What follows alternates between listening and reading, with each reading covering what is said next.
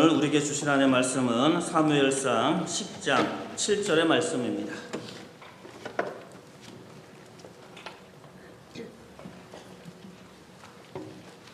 사무엘상 10장 7절의 말씀을 다 찾으셨으면 한 목소리로 같이 읽도록 하겠습니다. 함께 읽겠습니다. 이 징조가 내게 임하거든 너는 기회를 따라 행하라. 하나님이 너와 함께 하시느니라. 아멘. 우리 시간 함께 인사하겠습니다. 하나님은 살아계십니다. 하나님은 살아계십니다. 네, 3세판입니다. 하나님은 살아계십니다. 네, 우선은 이렇게 약간 캐주얼한 옷을 입어서 말씀을 전하게 되면 양해를 부탁드립니다. 사실 이거는 캐주얼 옷이 아니고요, 예복입니다. 예복이기 때문에 찬양단에서 입고 또 설교단에서 입어도 어떤 꺼리낌이 없기 때문에 예복을 입고 말씀을 이렇게 전하게 됩니다. 지난주에 미스바에서 일어났던 사건에 대한 이야기를 함께 나눴습니다. 하나님께서 한 공동체를 치유하시는 방법, 혹시 기억이 나시는지 잘 모르겠습니다. 미스바에서 어떠한 일이 일어났는지, 또 하나님의 그 섬세하신 그 터치하신 하나님의 공동체를 향한 하나님의 압도적인 사랑에 대한 메시지를 함께 나눴습니다. 오늘 우리가 함께 나눌 것은 이제 그 프린터를 다 보시면 미스바를 제외한 바로 라마와 그리고 기브아와 길갈에서 있었던 이런 일련의 사울을 왕으로 추대하는 사건을 통해서 하나님께서 주셨던 어떤 섭리와 그리고 징조에 대한 이야기를 좀 나눠보고자 합니다. 먼저 오늘 함께 말씀을 보면서 이야기의 시작은요, 사울이 아버지 암나귀들을 찾으러 떠나는 일에서부터 바로 이 이야기, 이 에피소드는 시작이 됩니다. 위대한 사울의 이 왕을 이스라엘의 초대 왕으로 세우는 이 사건의 시작은 어떻게 보면 참으로 한 지역의 하찮은 일일 수 있는 암나귀를 찾는 일에서 시작이 됐다는 겁니다. 이렇게 하나님의 역사는, 하나님의 비전은요, 우리의 눈에 소박하게 보일지라도, 때로는 아주 작게 보일지라도 그것이 불꽃이 되고 씨앗이 되어서 하나님의 나라 확장을 위한 놀라운 이야기의 시작이 되어집니다. 이렇게 암나귀를 찾는 사건 안에서 사울이 우연찮게 만나는 사람들이 있어요. 누구를 만나냐면요, 만나진 않죠. 무명의 사환의 조언을 듣고요, 사환은 아버지의 명에 따라서 사울과 함께 암나귀를 찾으러 다녔던 사람입니다. 이 사환이 사울에게 조언을 하는 거예요. 이제 도저히 찾을 수 없으니까 저쪽에 선지자가 있는데 그를 한번 찾아가 보자라고 바로 사환이 조언을 합니다. 그리고 1년에 무명의 소녀들을 또한 길에서 만납니다. 이 소녀들은 사무엘이 어디에 있는지 알려줬던 사람입니다. 하나님의 놀라운 섭리의 시작, 이스라엘의 초대 왕을 세우는 그 시작점에 우리는 지금도 그 이름을 모르는 한 사환과 또 소녀들을 만나게 됩니다. 하나님의 역사는 이렇게 이루어지는 것 같아요. 아주 소박하고 때로는 이름이 없을지라도, 때로는 무명의 사람일지라도 하나님의 역사를 이루어 나갈 때 그러한 사람을 통해서 하나님의 놀라운 일들이 일어나기 시작을 합니다. 그래서 이 일을 우리는 우연이라고 세상 사람들은 씁니다. 하지만 그리스도인은 그 우연을 섭리라고 읽어냅니다. 기독교인의 모든 삶 속에는 결코 우연이 있을 수가 없습니다. 왜 그럽니까? 우리의 삶을 통치하시는 분은 하나님이시고 우리의 삶은 온전히 하나님의 섭리 가운데 있기 때문에 우리의 삶 속에 우연이란 결코 있을 수가 없다는 겁니다. 사울에게도요, 전혀 세상 사람들이 볼 때는 우연처럼 보였던 그 모든 것들이 전혀 우연이 아니라 섭리로 하나님의 놀라운 역사로 시작이 되어졌습니다. 그런데 더 놀라운 사건은 그 다음의 이야기들이에요. 사실 사울이요, 이렇게 암나귀를 찾아서 사무엘을 만나기 전에 하나님께서 먼저 움직이셨습니다. 하나님께서 사무엘을 만나서 사무엘에게 이야기하는 겁니다. 내가 베냐민에서부터 한 사람을 너에게 보낼 것이다. 너는 그에게 기름을 주고 그를 왕으로 세우라. 이스라엘을 구원하는 자로 세우라 라고 이야기하십니다. 여러분 그거 아십니까? 우리가 행동하고 우리가 일하기 전에 이미 하나님께서는 먼저 행동하셨고 하나님께서는 먼저 행하십니다. 우리의 구원은 먼저 하나님의 행동에서부터 시작이 됩니다. 우리의 노력과 우리의 의지와 우리의 어떠한 것으로 우리의 구원이 시작되어지는 것이 아니라 우리의 구원은 먼저 하나님의 행동으로부터 시작된다는 겁니다. 그래서 우리는 하나님께서 우리를 선택하십니다. 사실 하나님이 우리를 선택한다는 것은요, 논리적인 언어가 아니고요, 이것은 신앙적인 언어입니다. 이것을 어떻게 설명하고 세상 사람들한테 이야기할 수 있습니까? 너희 참 선택받은 사람이냐? 그래, 잘났다. 너희 참 배타적이다라고 비난할 수 있지만 하나님을 경험하는 사람, 하나님을 만나는 사람은요, 하나님께서 나를 선택하셨습니다라고 고백할 수밖에 없습니다. 그래서 그것은요, 신앙의 언어, 체험의 언어입니다. 태초의 순간에 하나님께서 나를 채우셨다. 바로 나의 어머니의 그 모태에서 나를 지으셨다는 이 고백이 과학적이고 논리적인 언어가 아니라는 겁니다. 이것은 철저하게 하나님을 경험한 사람들의 공통된 신앙의 고백이고, 오늘 저와 여러분이 하나님을 인격적으로 만나면 동일한 고백을 하고 있습니다. 하나님께서 나를 선택하셨구나. 내가 하나님을 선택하기 전에 하나님께서 나를 찾아오셔서 나에게 다가오셔서 나를 선택하셨구나. 그리고 나를 구원하시는구나. 이것이 하나님을 믿고 하나님을 만난 자들이 동일하게 고백하는 그런 것들입니다. 이제 하나님의 놀라운 행동이 있었고, 그 다음에 사울의 이러한 섭리 가운데 우연을 가장한 하나님의 섭리가 있었고, 드디어 사울과 사무엘이 만나게 됩니다. 이 만남이요, 한번 상상해 보세요. 약 3,500년 전에 하나님의 백성을 향해서 저 죽어가는 백성들, 저 구원이 필요한 백성을 위해서 위대한 왕을 세울 때 하나님께서 그 당시 최고의 영적 지도자인 사무엘과 또 사울을 택하셔서 그들을 만나게 하십니다. 이렇게 하나님의 일은요, 만남을 통해서 이루어집니다. 저와 여러분의 만남은요, 단지 즐기자고 만나는 것이 아닙니다. 저와 여러분의 만남은 하나님의 일 때문에 만나는 겁니다. 그리고 하나님의 일 때문에 하나님께서 저와 여러분을 만나게 하셨습니다. 사실 그것은 그래서 굉장히 가슴 벅찬 일입니다. 인간 이문진을 만나는 것이 아니라 바로 저와 여러분의 만남은요, 하나님께서 선택하시고 하나님의 일을 이루시기 위하여 하나님께서 우리를 주님의 몸된 교회를 세워나가기 위해서 하나님께서 계획하셨던 놀라운 만남의 섭리의 순간이라는 겁니다. 이렇게 사울이 사무엘을 만나고 나서 사무엘이 3가지 미래에 대한 예언을 합니다. 이 예언에 대해서 1페이지 밑에서 2번째 박스에 제가 3가지 내용을 써놨습니다. 라헬의 묘실에서 2사람을 만날 거다라는 예언을 합니다. 그리고 베델에서 무명의 3명을 만날 거라고 이야기합니다. 근데 라헬이 어떠한 곳입니까? 한 장을 넘기시면 거기 제가 3가지 징조라고 써놔 있는 부분이 있습니다. 라헬의 묘는요, 라헬은 베냐민의 일종의 지파의 뿌리에 해당합니다. 라헬의 자녀가 베냐민이잖아요. 지파의 뿌리입니다. 베델은 어디입니까? 아브라함이 처음 주님께 예배 드렸던 바로 믿음의 뿌리의 장소가 베델입니다. 그리고 하나님의 산이 어디입니까? 바로 고향 기브아입니다. 사울의 고향입니다.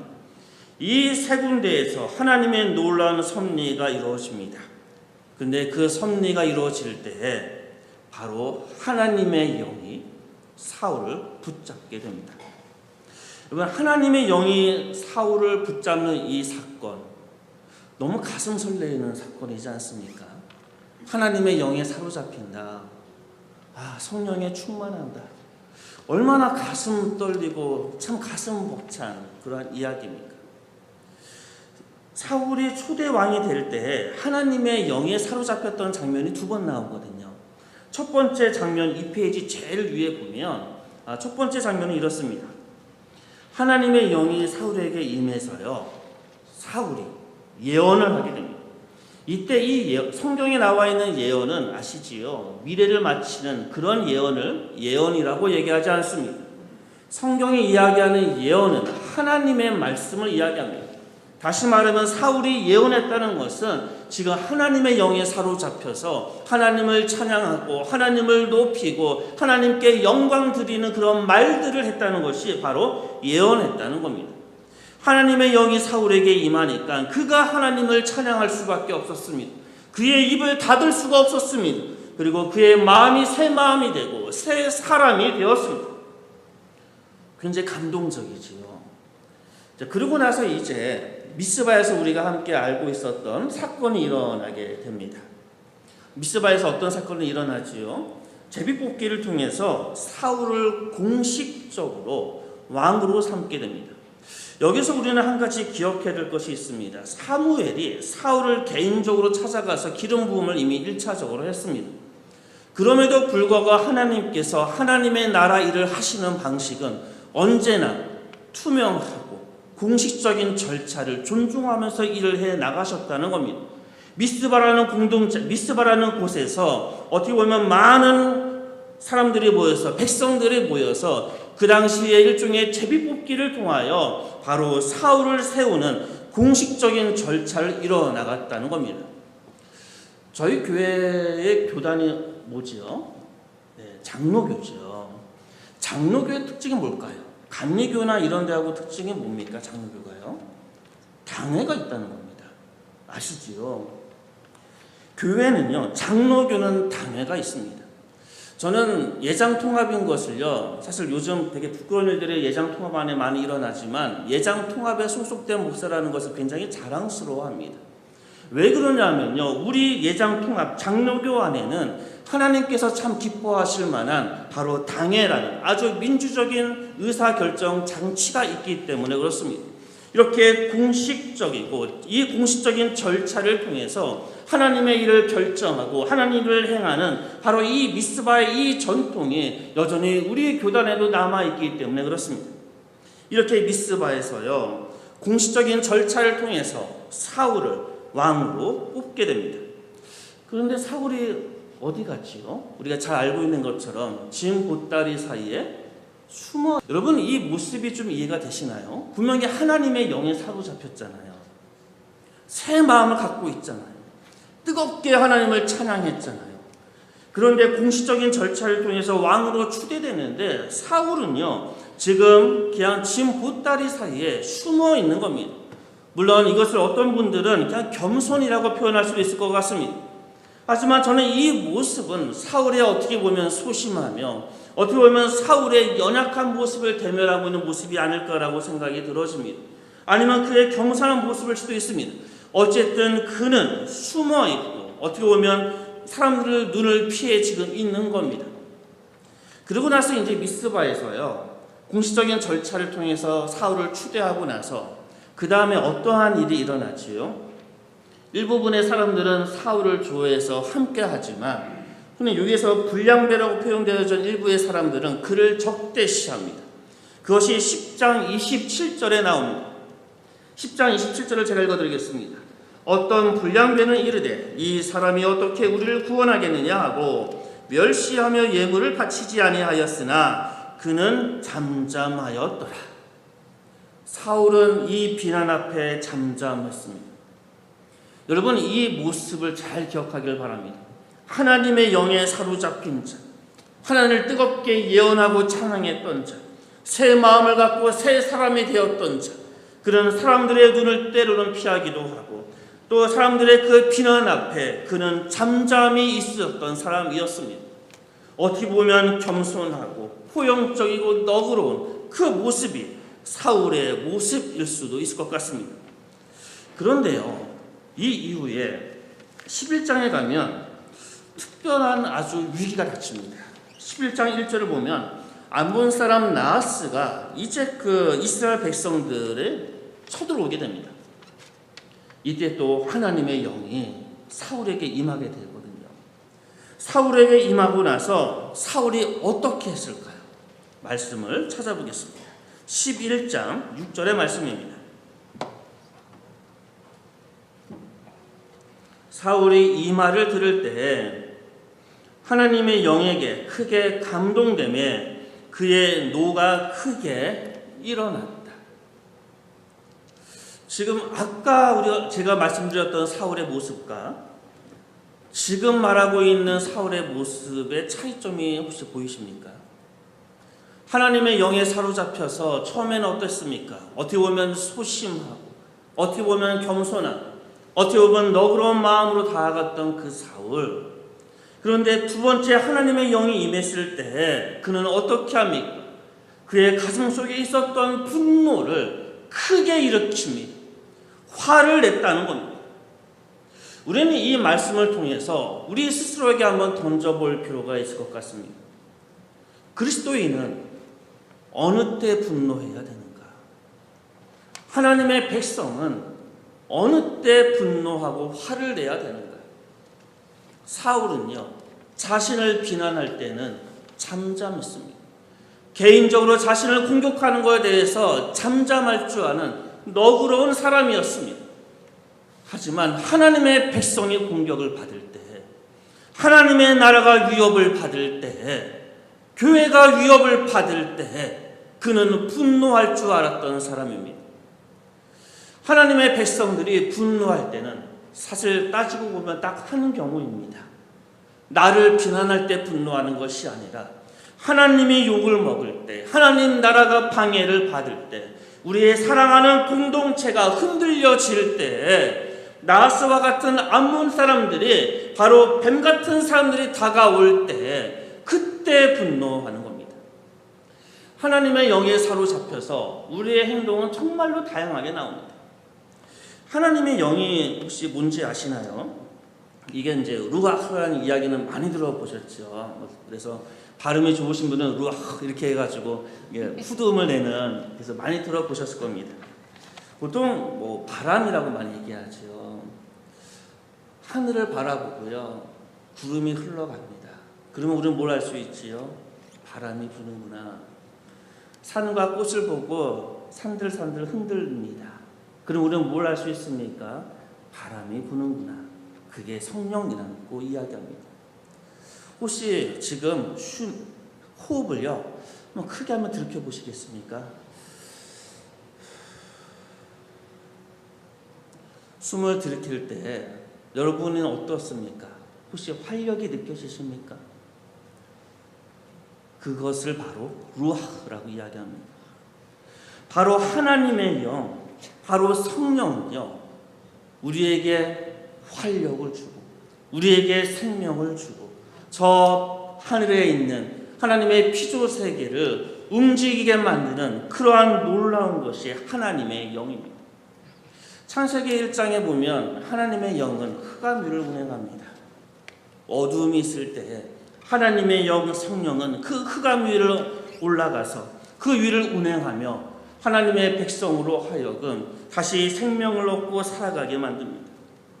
바로 그 하나님의 영에 사로잡혔던 사울, 그는 자신을 향한 손가락질과 비난에 대해서는 잠잠할 줄 아는 너그러움과 용기와 담대함이 있었지만, 하나님의 백성이 지금 죽음 앞에 있을 때, 하나님의 나라가 방해받을 때, 교회가 공격과 방해와 사탄이 장난질을 칠 때 그는 크게 분노하며 하나님의 일을 감당했던 그 모습을 우리는 기억해야 될 것입니다. 때로 그래서요, 목사가 왜 화내냐 그러면 너무 미워하지 마십시오. 개인적인 이유로 화내면 속이 좋네 라고 얘기할지 모르겠지만, 교회를 위해서, 하나님 나라를 위해서 화를 낸다면 하나님의 영에 사로잡혀서 하나님의 마음으로 저렇게 할 수도 있겠구나라고 때로는 너그러운 마음으로 보길 바랍니다. 마찬가지로 여러분 사이 안에서도요, 분노하고 화를 낼 수 있겠지요. 장로님과 집사님과 권사님들이요. 그런데 하나님의 사람이라면 나를 비난하는 것에 대해서는 잠잠할 수 있는 너그러움이 우리 안에 있길 원합니다. 하지만 우리 안에 하나님의 일을 방해하거나 교회를 공격하거나 마치 이 나하스처럼 하나님의 정의로움과 사랑이 사라지게 만들려고 하는 그런 모든 것에 대해서는 때로는 분노할 줄 아는 그러한 사람, 그런 성도들이 우리 안에 가득하기를 참으로 소원합니다. 이제 마지막으로 징조에 대한 이야기를 함께 해보고자 합니다. 아까 처음에 이야기한 것처럼 하나님께서는 사울에게 세 가지의 징조를 보여주셨습니다.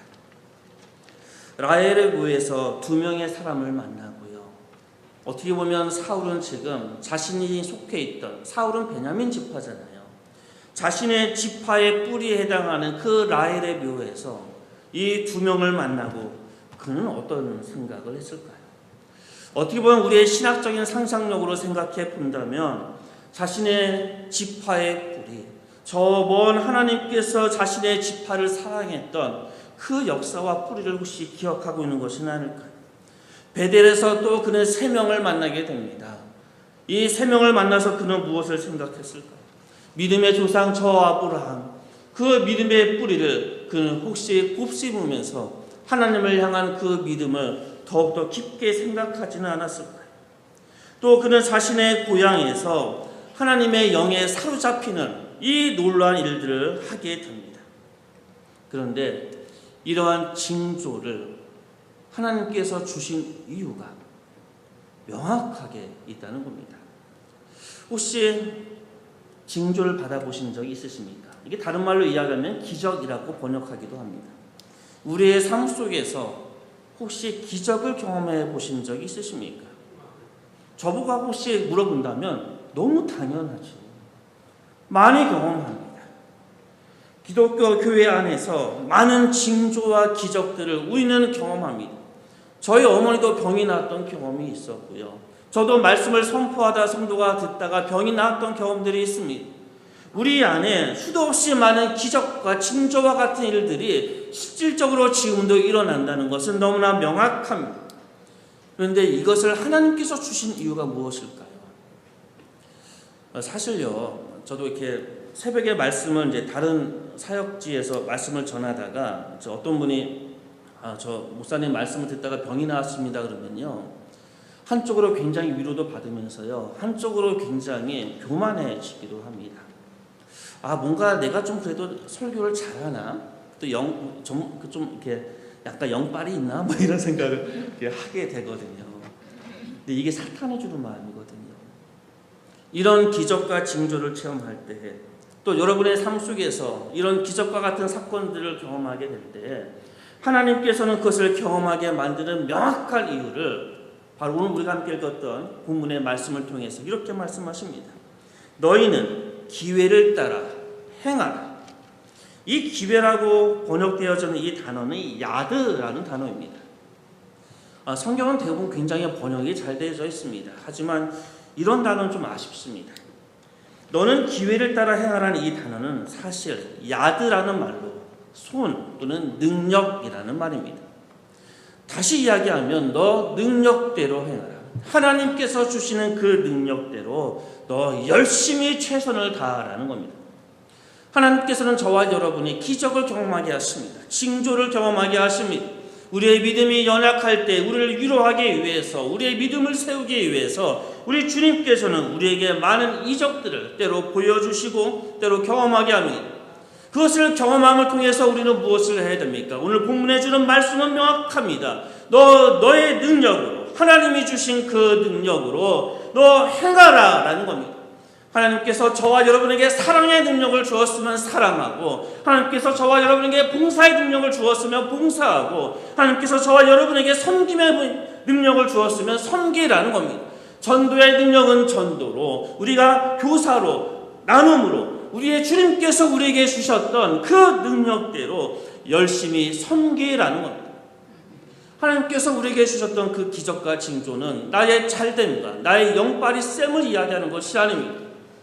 하나님께서 우리에게 그것을 허락하는 것은 주님께서 주신 능력을 기억하고 그 능력대로 나가서 살아가는 겁니다. 그것을 보통 은사라고 이야기하지요. 지금 새벽마다 고린도전서를 계속 묵상하고 있습니다. 묵상하다가 이제 곧 고린도전서 13장이 아마 내일 모레쯤 이제 나누게 되겠지요. 12장이 은사장이거든요. 최고의 은사가 뭘까요? 너무 잘 아시지요. 고린도전서는 우리에게 증언합니다. 사랑이라고 이야기합니다. 그래서 저는 오늘의 이 본문의 말씀을 저는 이렇게 그래서 번역을 하고 싶습니다. 너 기적을 체험했다면 하나님이 주시는 그 사랑으로 너 최선을 다해라. 하나님의 사랑으로 너 최선을 다해서 살아가라. 너가 만나는 그리스도인이나 비그리스도인이나 너가 누구를 만나든지 하나님이 주신 그 사랑, 자신의 아들마저도 기꺼이 십자가에 죽이시면서 우리를 구원하셨던 그 사랑, 기꺼이 자신을 제한하며 이 땅에 오셨던 예수님의 그 사랑으로 너 제발 이웃과 너의 주변을 사랑하라고 그렇게 우리 주님께서 말씀하신 것 같습니다. 우리 주님께서는 우리에게 끊임없이 위로하시고 기적을 베푸시고 징조를 베푸십니다. 우리 지명교회에도 얼마나 많은 믿음의 기적과 또 징조들이 있었습니까? 그 모든 기적과 징조를 통해서 우리가 기억해야 될 것은 진정 하나님의 사랑으로 사랑해내야 된다는 겁니다. 바로 그것이 오늘 본문의 말씀을 통해서 주님께서 말씀하시는 겁니다. 그리고 이제 10장 7절의 마지막에 이렇게 말씀하시지요. 하나님이 너와 함께한다. 이게 임마누엘이거든요. 임마누엘. 하나님께서 우리에게 기적을 베풀어 주시고 이적을 경험하게 하시는 건 뭘까요? 바로 임마누엘을 경험하게 하기 위해서 그렇습니다. 여러분, 사랑을 갖고 살아가는 거 되게 쉽던가요? 저는 자녀가 3명인데 아이를 정말 다 사랑합니다. 아이가 아프다면 제 목숨도 내놓을 수 있을 것 같습니다. 물론 그런 일이 없으니까 이렇게 막 던지는 말인지 모르겠지만 너무나 사랑합니다. 그런데요, 내 목숨마저도 내 던질 수 있는 그 사랑, 근데 그게 왜 가능하지요? 바로 하나님께서 날 그렇게 사랑했기 때문에 가능합니다. 여러분이 이 말씀의 무게가 어떠한지를 기억하기 원합니다. 내 목숨마저도 던질 수 있는 사랑, 왜 가능할까요? 우리 주님께서 자신의 목숨을 던지셨던 그 사랑을 보여줬기 때문에 가능한 겁니다. 지금 이 본문의 말씀은 너무나 명확하게 저에게는 다가옵니다. 사울이라는 한 인물을 이스라엘의 초대 왕으로 세우면서 이 사울에게 여러 가지 징조를 보여주셨습니다.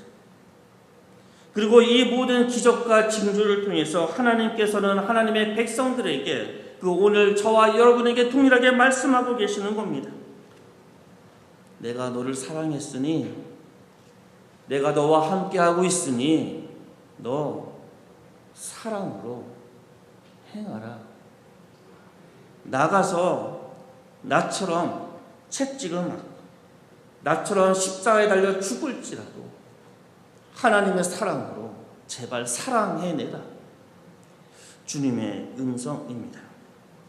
사랑하는 성도 여러분, 오늘 본문의 말씀을 묵상하면서 왜 계속 저는 가슴이 뜨겁고 설레는지 모르겠습니다. 목회자가 설교를 전할 때, 준비할 때 가슴이 뜨거워지면 저는 이렇게 고백합니다. 하나님의 음성이다라고 고백합니다. 이 말씀은 사실 저를 향한 말씀이지만 저를 통해서 지금 지명교회와 이 지역을 위한 하나님의 말씀이라고 저는 믿습니다. 하나님께서는 저와 여러분을 끝까지 사랑하셨습니다. 그 사랑으로 이제 사랑할 수 있는 저와 여러분 되었으면 참 좋겠습니다. 네, 그런 의미로 옆을 바라보며 함께 사랑의 고백을 했으면 좋겠습니다. 우리 그냥 너무 식상하게요, 사랑해 이렇게 하지 말고요, 한번 잠깐 생각해 보십시다. 네. 네, 하나님의 사랑, 그리고 옆을 한번 쳐다보고요. 옆에 없으시면 마음속에 내가 너무나 미워했던 사람이 있습니까?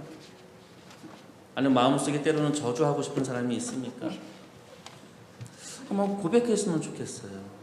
옆을 보거나 우리 생각하면서 같이 한번 고백해 볼까요? 사랑합니다.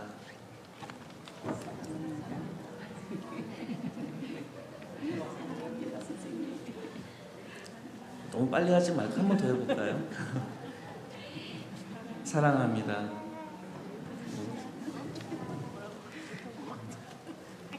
우리 한 번 더 해봅시다. 우리 너무 빨리 하지 마시고.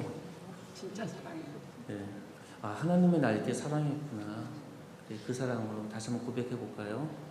사랑합니다.